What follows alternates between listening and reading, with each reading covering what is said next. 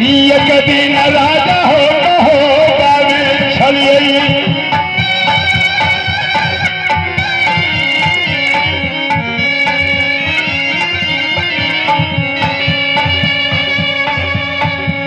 भैया सुन हो नगर समाज ईश्वर घर में एक भलाई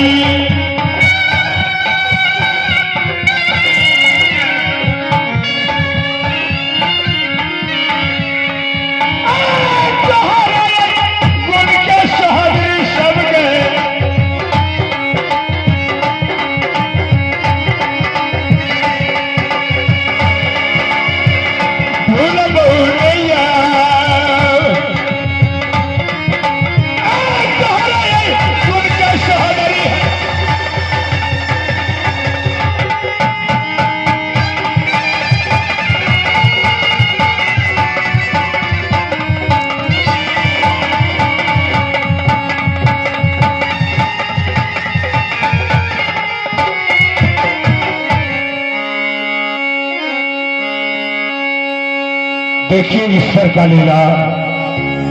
मौत के अंदर हम शेर कहलाते थे, आज इस समाज में हाथ फैला करके भीख मांगता हूं।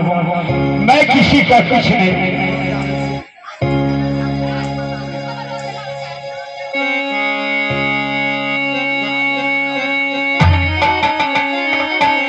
मैं किसी का कुछ नहीं बिगाड़ा था भैया। ऐसे हर इंसान इस बात को नहीं जानते। हमारे नाम से दुनिया वाले कांप जाते थे। आज देख ईश्वर का लीला।